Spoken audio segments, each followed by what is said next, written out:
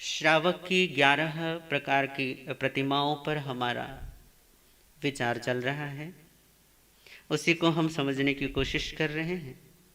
कल हमने प्रथम प्रतिमा या प्रतिज्ञा को समझने की कोशिश की थी, जो है दर्शन, अर्थात आत्माभिमुख होना, बाह्य दशा छोड़कर अंतर की तरफ अंतर दशा को प्राप्त करने की चेष्टा में संलग्न होना। तो दर्शन की आराधना करना, सम्यक प्राप्ति के लिए सतत आत्मचिंतन में लीन रहना, मोह आदि जो विपरीत दशा वाले भाव हैं, जिन भावों में रहने के कारण, जीने के कारण हमारे जीवन में सब कुछ अस्त व्यस्त और उल्टा पुल्टा हो जाता है। अनेक प्रकार के संदेह, अनेक प्रकार की छल और प्रवंचनाओं से हमारा मन जब तक भरा रहता है तब तक दर्शन की आराधना नहीं होती।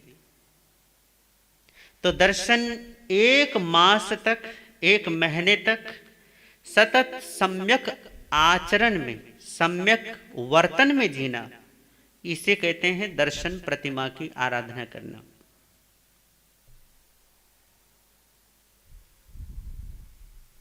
द्वितीय जो प्रतिमा है वो है व्रत।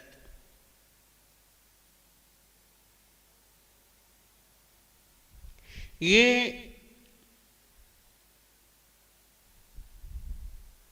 हमारे लिए समझने योग्य बात है कि दर्शन को प्राथमिक स्तर पर, प्राथमिक तौर पर मुख्यतया अपनाया गया है। पहले स्थान पर दर्शन को ही रखा गया है। दृष्टि की निर्मलता को, आत्मा की शुद्धता को या वैचारिक पवित्रता को, या ऐसे कहें कि धारणाओं, मान्यताओं, आग्रहों से परे केवल और केवल बोध दृष्टि को पहले स्थान पर रखा गया है। पहले हमें अपनी दृष्टि को निर्मल करना होता है, उसके पश्चात दूसरी प्रतिमा में कहा व्रत प्रतिमा। अब ये जो व्रत है, इसमें आप यदि देखो तो इसी में आते हैं श्रावक के जो व्रत होते हैं, जिन्हें हम श्रावकों के 12 व्रत कहते हैं। ये जो व्रत हैं, इनमें आपने अहिंसा, सत्य, अचौर्य, ब्रह्मचर्य और इच्छा परिमाण अर्थात अपरिग्रह को सुना है, समझा है। इस पर हमारी बात हो चुकी है। बस यहाँ पर अपरिग्रह की जगह श्रावकों के लिए इच्छा परिमाण व्रत कहा गया है। इच्छाओं को सीमित करना, अपनी कामनाएं जो बेलगाम दौड़ती हैं, उन कामनाओं पर थोड़ी सी लगाम कसना, इसको कहते हैं इच्छा परिमाण। इनको हमने समझा है, इनको हमने पूर्व में हम इन्हें समझ कर चले हैं। अगला जो व्रत है श्रावक का, वो है स्वदार संतोष। ये ब्रह्मचर्य की प्रतिमा के साथ है, स्वदार संतोष या स्वपति संतोष व्रत। अगला जो है वो है दिशि व्रत। दिशि व्रत का मतलब है कि पूर्व, पश्चिम, उत्तर, दक्षिण आदि अलग अलग दिशाओं में आप अपने गमन और आगमन की, जाने की और आने की एक सीमा बना लेते हो कि हम इतनी सीमा तक जाएंगे, इसके बाद हम किसी कार्यवश नहीं जाएंगे। इसे दिग्व्रत भी कहते हैं।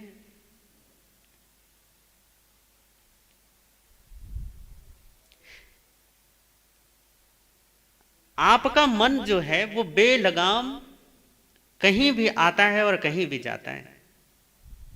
आप बैठे रहते हो घर में, परंतु मन आपका घूमता रहता है पूरी दुनिया में। बैठे तो एक स्थान पर खर पर ख्याल आ रहा, अरे यार पिछले साल तो ना हम पता नहीं कहाँ कहाँ घूम कर आए थे, अरे वहां गए थे, बड़े मजे आए थे, बड़ा कितना कितना मजा आया, कितनी मतलब कितनी मौज मस्ती हुई थी। अब बैठे हो घर में आराम से, पर ख्याल में डूबे हो, काश अब भी हम जा पाते। तो परमात्मा कहते हैं कि ये भी तुम्हारा विभाव दशा है,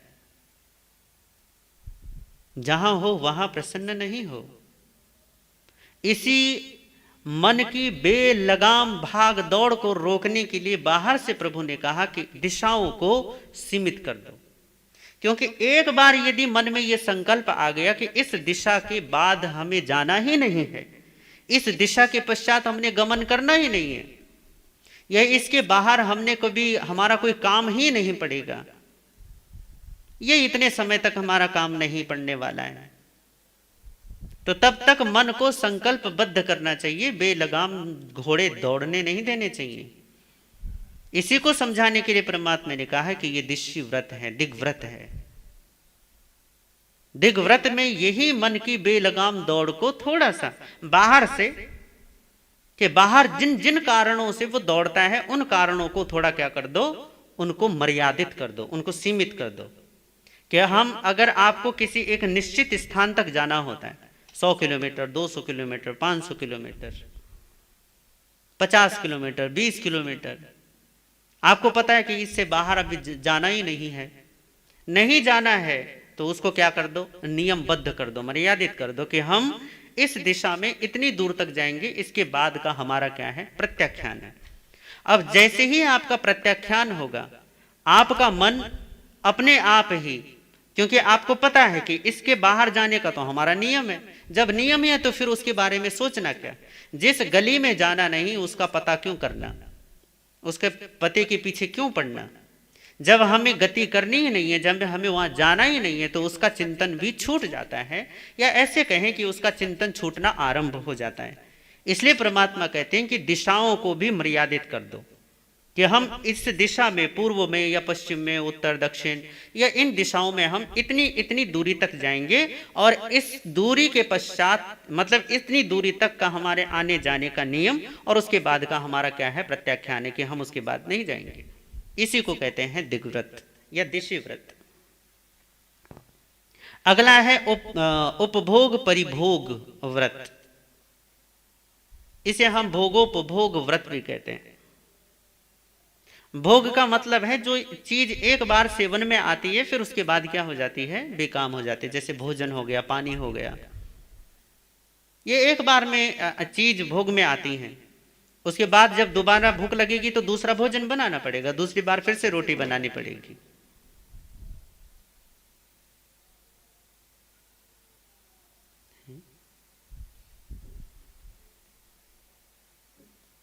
और उपभोग का मतलब है जो चीजें पुनः पुनः भोग में आती हैं, जैसे घर हो गया, कपड़े हो गए, बर्तन हो गए, दुकान हो गई, ये शरीर भी हो गया, इसी को हम भोग उपभोग कहते हैं। परमात्मा कहते हैं कि भोग और उपभोग का, भोग परिभोग का, उनको थोड़ा सा सीमित कर देना, उनको मर्यादित कर देना। तो श्रावकों की वो आते हैं ना 14 नियम, उसमें रोज रोज आप अपने खाने, भोजन, पानी आदि में आप किसी न किसी तरीके के क्या कर लेते हैं कि ये चीज हमें इतना ही रखना है। बहुत सारे लोग होते हैं अपने सीमित कपड़े रखते हैं कि हम इतनी ही जोड़ी कपड़े रखेंगे, इतनी ही जोड़ी, इतना ही हम सोना रखेंगे, इतना ही पैसा रखेंगे, इतना ही हम जमीन जायदाद रखेंगे, इतना ही, मतलब कि आप चाहे भोजन में, पानी में, वस्त्र में, आभूषण में, जमीन में, जायदाद में, कि हम इतनी चीजें रखेंगे, उसके पश्चात हमारा क्या होगा, जैसे इससे अधिक होगा तो इसके अधिक होने के पश्चात हम क्या कर देंगे, उसका त्याग कर देंगे, वो किसी और को दे देंगे, या किसी और के यूज में आए, कोई और उसका उपयोग करे, उसके लिए हम उसको क्या कर देंगे, अपनी तरफ से उसका वो सिरन है, हमारी तरफ से उसको कोई पकड़ नहीं है, हमारा अधिकार नहीं है। तो अपने आप में भोग और उपभोग को सीमित करते चले जाना, उनको मर्यादित करते चले जाना, इसी को परमात्मा ने कहा भोग और उपभोग परिव्रत या परिमाण व्रत, कि अपने भोग और उपभोग के साधनों को सीमित करो। जब हम इनको भी सीमित करते हैं तब यहां पर भी मन बेलगाम जो भागता रहता है ना, जो यूं कि भैया इतना कमाएंगे उतना कमाएंगे, इतनी जमीन जायदाद, ये करना है वो करना है। हम चेन्नई में थे, तो चेन्नई बेंगलोर में, तो वहां पर एक बहन आई और बोली कि महाराज जी कुछ बात करना चाहते हो। मैंने कहा ठीक है बोलिए। तो उनकी परेशानी अपनी नहीं थी, उनकी परेशानी उनके अपने पति से थी। पति से क्या परेशानी थी? कह रहे महाराज जी मेरे जो पति है ना, उनको पता नहीं फितूर चढ़ा हुआ है कि मुझे ना बेंगलोर में पता नहीं कितनी सारी प्रॉपर्टी लेनी है। तो पहले जब हमने शुरुआत की थी तब हमारे पास एक छोटा सा घर था, खूब मेहनत करी, पतिदेव भी काम करते हैं, मैं भी काम करती हूँ, दोनों हम बिजनेस करते हैं, वो अपने तरीके से करते हैं, मैं भी अपना बिजनेस करती हूँ अलग। करे मुझे तो इतनी मारा मारी नहीं है, बस जितना आ जाए उतना काफी। पर मेरे पति करे उन्होंने पहले एक फ्लैट लिया, करे फिर दूसरा लिया, फिर तीसरा लिया, फिर चौथा लिया, पांचवा भी ले चुके हैं और अब कह रहे हैं कि अब मुझे छठा फ्लैट लेना है। तो कह रहे बस दिन रात बस यही चलता रहता है कि भैया छठा चाहिए, छठा चाहिए। करे महाराज जी मैं तो ना बस, करे कई बार तो वो करे बिजनेस में थोड़ी बहुत ऊंच नीच होती रहती है, करे यदि मेरी छोटी सी भी गलती मेरी अपने बिजनेस में हो जाए तो ऐसे हाइपर हो जाते हैं, ऐसे गुस्सा हो जाते कि पूछो मत। करे उनके हालात बहुत खराब है। तो मैंने कहा मैं आपको ये समस्या उनकी है और समस्या आप रख रहे हो, तो इसके बारे में मैं क्या कहूं? भैया उसी को कहा जा सकता है ना जो व्यक्ति समस्या से ग्रसित है, बात तो उससे होनी चाहिए। और कह रही है पत्नी समस्या किसी बीमार कोई और है और इलाज करवाने कोई और आ गया, ऐसे कैसे इलाज होगा? भोग उपभोग का मतलब ही यही है, चाहे वो किसी भी प्रकार का भोग उपभोग हो, आप अपने आप को मर्यादित कर दीजिए, अपने आप को सीमित कर दीजिए। यदि आप अपने आप को बेलगाम छोड़ते हैं तो बेलगाम मन आपको कहीं का नहीं छोड़ता। जो अपने मन को बिल्कुल ही अमर्यादित बना देते हैं, अमर्यादित दिशाओं की तरफ कि चलो भैया तुझे जहां जाना है जा, जो करना है कर, जैसा सोचना है सोच, जैसी कल्पनाओं को ईजाद करना है कर, तो याद रखिए कि फिर वो आपका सत्यानाश करके ही मानेगा। इसलिए परमात्मा कहते हैं कि अपने जीवन में जिन जिन चीजों को तुम परिमित कर सकते हो, मर्यादित कर सकते हो, सीमित कर सकते हो, उन चीजों को सीमित करने का पुरुषार्थ अवश्य होना चाहिए। यहां पर बात यह नहीं है कि तुम यदि लोग कहते हैं ना जी हम तो घर गृहस्थी हैं, घर गृहस्थी होने का मतलब सरकारी सांड जैसा थोड़ी ना होता है कि बेलगाम बस जहां मुंह उठे और उस गली में चल पड़ो, उस रास्ते पर चल पड़ो, ऐसा नहीं होता। भगवान ने यदि नियम बताए हैं तो इन नियमों का केवल और केवल एक ही उद्देश्य होता है, और उद्देश्य यह है कि जो बेतहाशा इंद्रियों की दौड़ विषयों की तरफ है और मन इनको क्या करता रहता है, चलो भागो भागो भागो। परमात्मा कहते हैं थोड़ा रुको, विश्राम करो, थोड़ा ठहर जाओ। गृहस्थ होने का मतलब यह नहीं है कि आप बेलगाम हैं या अमर्यादित हैं। मर्यादाहीन जीवन चाहे किसी का भी क्यों ना हो। भैया जब तक नदी अनुशासित होकर दो तटों के बीच में बह रही है तब तक वो जीवनदायिनी है, पर जब नदी बेलगाम होकर तटों को तोड़कर बहती है तो अपार जन की और धन की हानि होती है। कितने लोग मर जाते हैं, कितने पशु बेचारे ऐसी बहकर निकल जाते हैं, कितने खेत और खलिहान बिल्कुल उजाड़ हो जाते हैं, चारों तरफ गाद ही गाद, कितने घर बहकर निकल लेते हैं। मर्यादा अर्थात तटबंध, तटों के बीच में बहती हुई जीवनदायिनी नदी, तब आपका जीवन सुरम्य और सुंदर होता है, सुहावना होता है जब मर्यादित होता है। अमर्यादित जीवन का मतलब है बेचैन जीवन, अशांत जीवन, और अशांत जीवन जो है वो खुद भी अशांत है और वो दूसरों को भी क्या करेगा, दूसरों को भी अशांत बनाए रखेगा। ये बिल्कुल ऐसे है कि जैसे आग खुद में भी गर्म है और जहां जहां आग लगती है पड़ती है वहां हर एक चीज को जलाती चलती है। उत्तराध्ययन सूत्र में परमात्मा 10वें अध्ययन में कहते हैं गौतम स्वामी को कि हे गौतम, तुम जहां रहो, जहां जाओ, तुम जिस भी मार्ग पर गमन करो, तुम गांव में रहो, नगर में रहो, जंगल में रहो, घर में रहो, कहीं भी रहो, परंतु तुम्हारा एकमात्र कर्तव्य होगा कि तुम शांति के मार्ग की सफाई करोगे। शांति मग्गम चबू है, कि शांति का जो रास्ता है, शांति का जो मार्ग है, जो राह है, ये शांति की, आत्म प्रतीति की, आत्म अनुभूति की, ये विश्राम की, इस अनहद के मार्ग की सफाई करो। आनंद के मार्ग पे जो ये झाड़ खंखाड़ और ये अंतरायों के पता नहीं कितने कितने पर्वत खड़े कर डाले हैं, इनकी सफाई करो।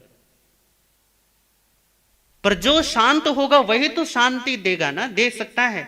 जो खुद ही अशांत है वो दूसरों को कैसे शांति देगा?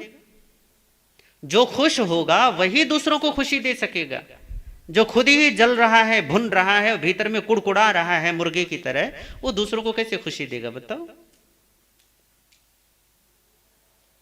जो पहले से ही बेचैनियों से भरा पड़ा हो वो दूसरों को चैन नहीं दे सकता।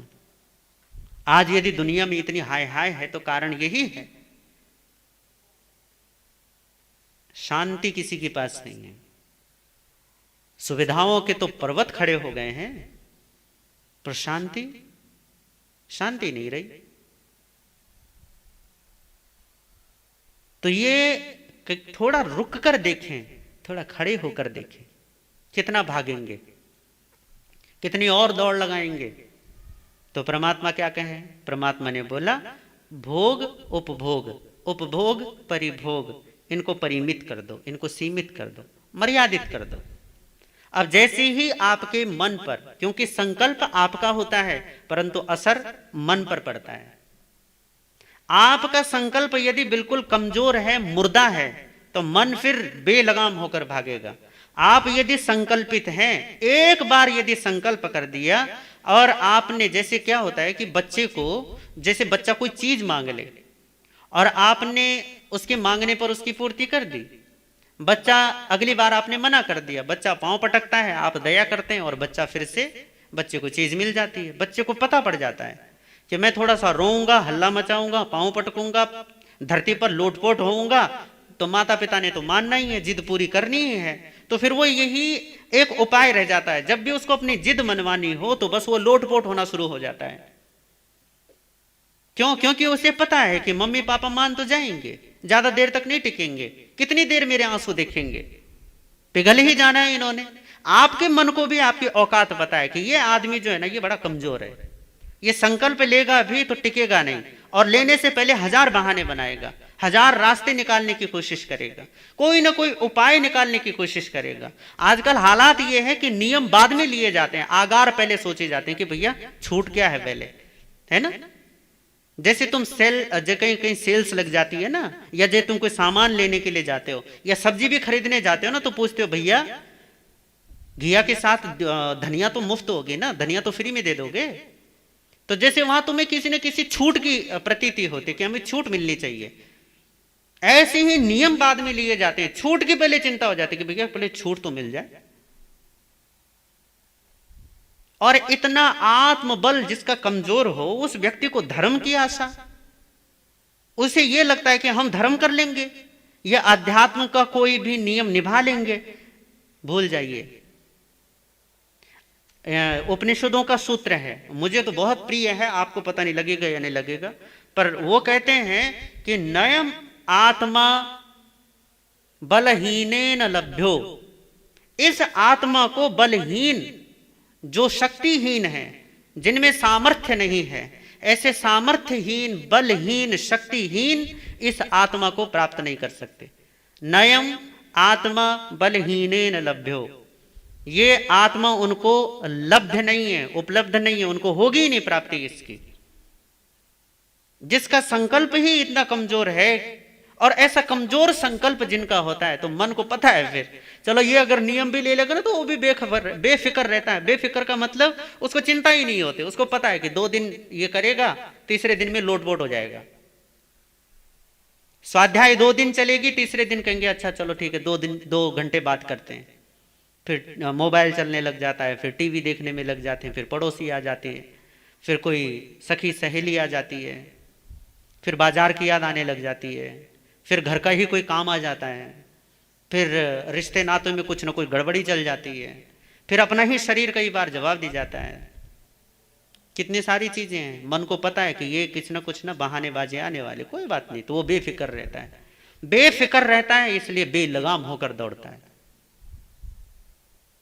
परमात्मा कहते हैं कि अपने इस बेलगाम भागता हुआ ये मन का घोड़ा यदि इसके वश में करना चाहते हो तो भोग और उपभोग के साधनों को सीमित करो, मर्यादित करो, परिमित करो। परमात्मा उनको छोड़ने की बात नहीं कर रहे, केवल परिमितता की बात कर रहे हैं। 10वें कालिक सूत्र में भी परमात्मा ने यही कहा था कि साधु हो या गृहस्थी हो, जो भी आवश्यक चीजें हैं, आवश्यक वस्तु है, यदि आवश्यक वस्तुएं अपने पास रखता है तो उसे परिग्रही नहीं कहा जाता। परिग्रही वो है कि अनावश्यक होने के बावजूद अगर एक तिनका भी अपने पास रखता है तो परमात्मा कहते हैं ये परिग्रही है, ये व्यक्ति मूर्छित है, ये मोहित है। मूर्छित उसे कहा जाता है जो अनावश्यक है और फिर भी अपने पास रखे हुए, संग्रहित करके काम आएगा, देखेंगे बाद में। तो अनावश्यक की तरफ भागने वाला, अनावश्यक संग्रह करने वाला, अनावश्यक भोग और उपभोग में बेलगाम दौड़ने वाला, परमात्मा कहते हैं कि वो व्यक्ति प्रमाद में है, मूर्छा में है, मिथ्यात्व में है, अविद्याग्रसित है। और ऐसा जीव कभी आनंद की, सुख की, शांति की प्राप्ति नहीं कर सकता, पवित्रता को उपलब्ध नहीं हो सकता, अपने स्वभाव में स्थिरता नहीं पा सकता।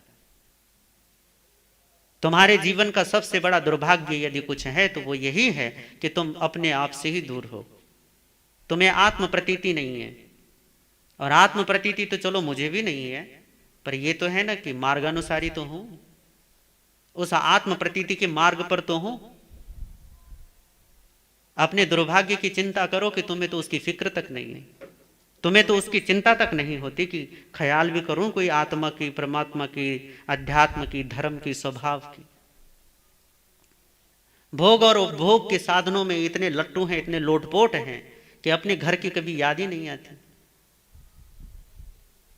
जिन्हें अपने घर की याद नहीं आती उनसे बड़े दुर्भाग्यशाली और कौन हो सकते हैं। कबीरदास ने कभी गीत गाया था कि रहना नहीं देश बिराना है। ये बिराना देश है, यहां नहीं रहना है, रहना तो अपने ही देश में है। कभी अपने देश की, घर की याद नहीं आती तुम्हें, यही सबसे बड़ी गड़बड़ी है। और जिस दिन अपने घर की याद आने लगे उस दिन उसके अनुसार जीवन में आपके कर्म भी होने लग जाते हैं, उपाय भी मिलने लग जाते हैं, रास्ते बनने लग जाते हैं। तुम्हारे रास्ते बनते ही नहीं है क्योंकि तुम चाहते ही नहीं हो। तो उपभोग परिभोग, अपने जीवन में विषयों के भोग और उपभोग के लिए थोड़ी उससे मर्यादा सीमित कीजिए, मर्यादित होइए, अपनी सीमाएं बांधिए। क्योंकि सीमाएं यदि नहीं है, मर्यादा यदि नहीं है, अनुशासन नहीं है, तो ऐसा अनुशासनहीन जीवन, ऐसा स्वच्छंदी आत्मा एक तो क्या अनंत जीवन में भी यदि रहे तो भी मुक्ति की उपलब्धि नहीं कर सकता।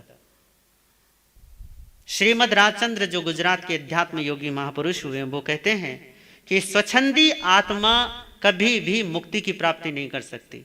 इस जीव ने यदि आज तक मुक्ति की आराधना नहीं की है या नहीं कर पाया है तो केवल और केवल वो तो एक बात को बहुत जोर देकर कहा करते थे कि एक ही कारण है इस जीव का कि ये आज तक मुक्त नहीं हो पाया, अपने स्वभाव में लौट कर नहीं आ पाया, अपने घर वापस नहीं लौट पाया। कारण सिर्फ एक ही है, क्योंकि ये अपनी स्वच्छंदता नहीं छोड़ता। स्वच्छंदता समझते हो ना, मन की गुलामी, मन की नौकरी, यही स्वच्छंदता है। तो श्रीमद जी कहते हैं कि जब तक ये स्वच्छंद रहेगा तब तक मुक्त नहीं हो सकेगा। मुक्ति के लिए स्वच्छंदता का त्याग करना होगा। तो स्वच्छंद भागते हुए अपने मन पर लगाम लगानी है तो ये दिशि व्रत और उपभोग परिभोग व्रत ये काम देंगे। अगला जो व्रत है वो है अनर्थ दंड विरमण। अनर्थ दंड विरमण का मतलब है कि जहां आपका मतलब नहीं है वहां आपको किसी भी प्रकार के हिंसा जनित कार्यों में हिस्सा नहीं लेना। जहां किसी जीव को कोई पीड़ा हो सकती है, कोई नुकसान पहुंच सकता है और आपका वहां कोई काम नहीं है तो आप वहां प्रधान बनने की कोशिश मत करो, फटे में टांग मत दो। अनर्थ दंड का मतलब है कि व्यर्थ हिंसा से बचो। और इसी में ही आपके व्यर्थ हिंसा में ही, इसी में ही आपके जो वो आते हैं, क्या बोलते हैं इनको, मैं थोड़े नाम भूल जाता हूं, ये बड़ी गजब गड़बड़ बात है। कर्मादान, कर्म के आने के जो मार्ग हैं, 15 है ना, 15 या 16 हैं श्रावकों के, वो आपको ज़्यादा पता होगा, मुझे ध्यान में नहीं रहता। पर यहाँ पर ये नाम इनके दिए हैं। ये अग्नि कर्म है, जंगलों को काटना या जलाना है, पशु गाड़ी वगैरह भाड़े पर देना है, जमीन खोदना है, जिसमें बड़े बड़े वो ले लेते हैं, क्या बोलते हैं, कोयले की खदान खोदने के या पत्थरों की खदान खोदने का अपना ठेका ले लेते हैं, तो करिए कहते हैं ये। और दांतों का व्यापार, हड्डियों का व्यापार, केश बालों का व्यापार, जिसमें बहुत सारे पशुओं के बाल बिकते भी हैं, ये सारे के सारे। इसके अलावा जिसमें छेदन भेदन ज्यादा होता हो, या इस सीधी सी बात है कि जिसमें बहुत अधिक हिंसा होती हो, अत्यधिक। आपका जीवन थोड़ी सी हिंसा से चल सकता है, थोड़े बहुत एक इंद्रिय आदि जीवों की हिंसा से नहीं बच सकते, तो तरस के जीवों की हिंसा से बच सकते हो। जो मोटे जीव हैं उनकी रक्षा कर सकते हो, उनकी हिंसा से बचाव हो सकता है। पर यदि आपका ध्यान इस तरफ नहीं है, बेलगाम जीवन में हिंसा चल रही है, आरंभ का जीवन चल रहा है, दूसरे जीवों को हैरानी और परेशानी में डालने वाला जीवन चल रहा है, तो परमात्मा कहते हैं कि उन्हें ध्यान रखना चाहिए।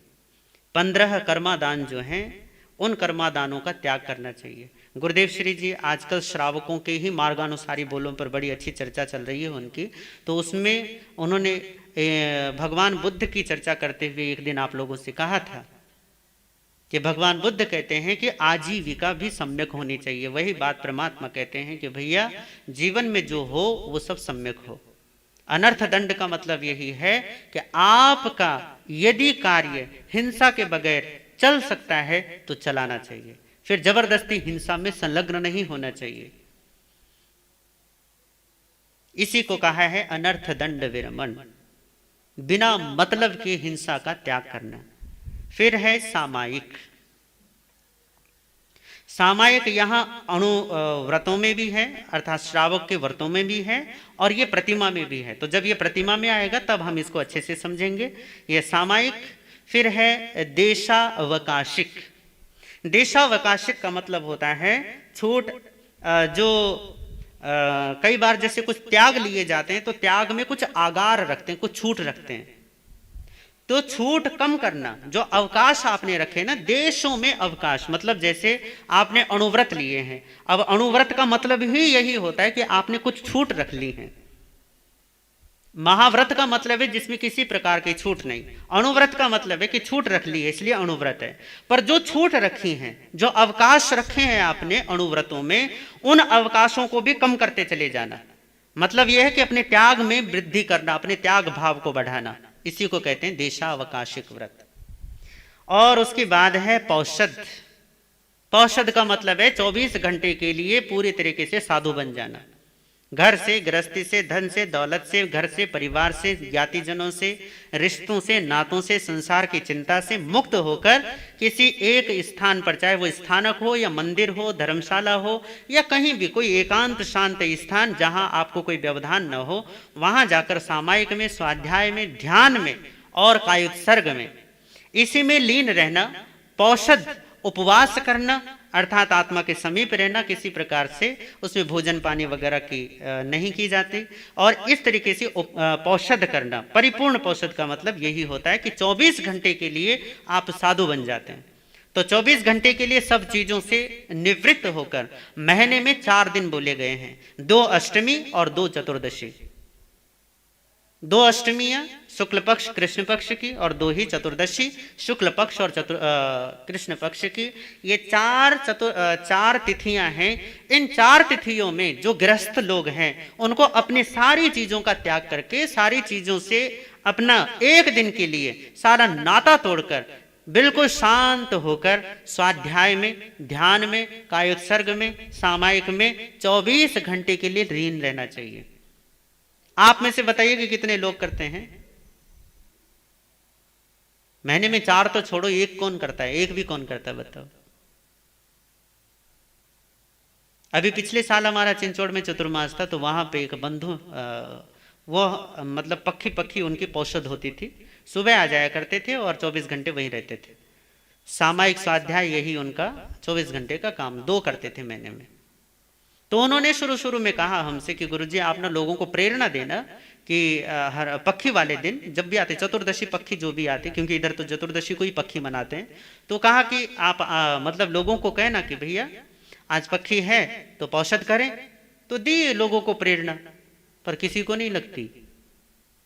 बस वो शुरुआत में भी अकेले थे और आखिरी तक अकेले रहे। कितने लोग राजी होते हैं घर बार छोड़ने के लिए कि चलो एक दिन के लिए सही, कोई जिंदगी भर तो नहीं मांगा ना, कोई जीवन तो नहीं मांगा जा रहा तुम्हारा। और बड़ी गजब की बात यह है कि आज श्रावक होना बड़ा आसान हो गया है, बहुत आसान हो गया है। बस जैन कुल में जन्म ले लो, 2-4 सामायिक कर लो, बस गुरु महाराज के दर्शन कर लो, हो गए सामायिक, है ना। किसी महाराज के चले जाते हो, दर्शन कर लेते हो, थोड़ा बहुत प्रवचन सुन लेते हो, थोड़ी बहुत सामायिक संवर हो जाती है, हो गए सामायिक। और सामायिक संवर भी क्या होती है तुम्हारी, उसमें भी पता नहीं कितने सारे उल जलूल काम चलते रहते हैं। तो श्रावक होना बड़ा आसान हो गया, पर यहां पर श्रावक होने की देखो कितनी सारी वो है। आप ये मत सोचना कि कोई श्रावक का जीवन बस ठीक है, हम क्योंकि जैन कुल में हमारा जन्म हो गया, कभी जब महाराज होते हैं तो महाराज लोगों के प्रवचन सुन लेते हैं, सामायिक हो जाते हैं, वहां भी 2 काम हो जाते हैं, प्रवचन सुनना भी हो जाता है और सामायिक भी हो जाती है। ये बड़ी गजब की बात है।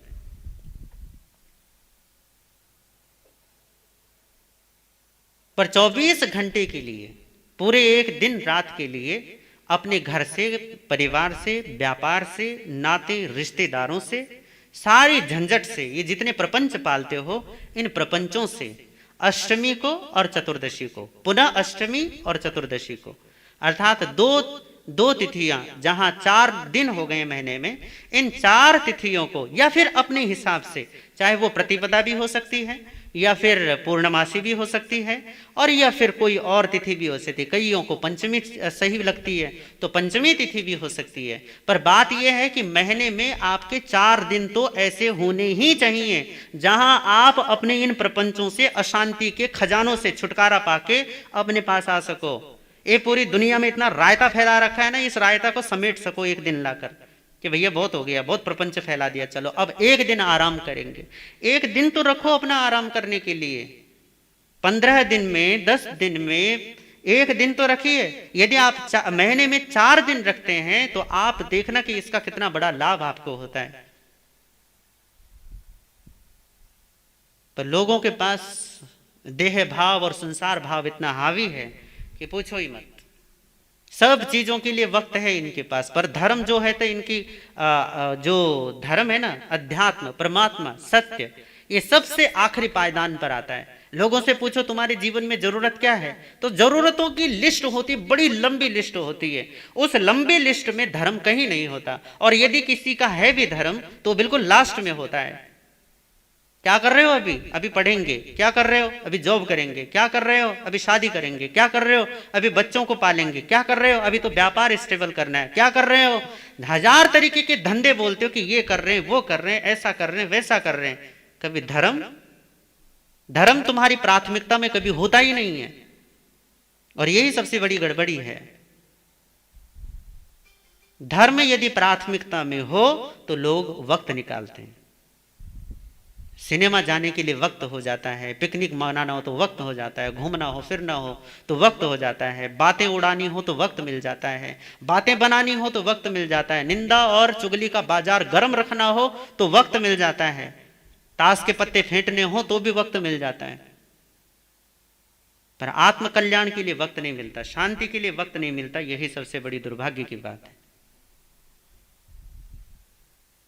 पौषध का मतलब ही यही है कि 24 घंटे के लिए अपने सारे कार्यों से जितना भी आपने अपने जीवन में फैलाव कर दिया है, थोड़ा आराम करो। क्या इतना भागा दौड़ी उछल कूद मचा रखी है? थोड़ा विश्राम कीजिए। महीने में 2 दिन ही सही, पर रखिए ना कि हम 2 दिन महीने में आराम करेंगे। और यह आराम कैसा होना चाहिए? जिसमें मन को कुछ अच्छी डोज मिल जाए, स्वाध्याय की, सामायिक की, ध्यान की, देह के त्याग की, देह त्याग मतलब कायोत्सर्ग की, ममता भाव के त्याग की, देह त्याग नहीं, आसक्ति के त्याग की, इसको अच्छी डोज मिल जाए। तब जाकर शांति के मार्ग पर कदम बढ़ते हैं आपके, तब जाकर आपको सुकून मिलता है।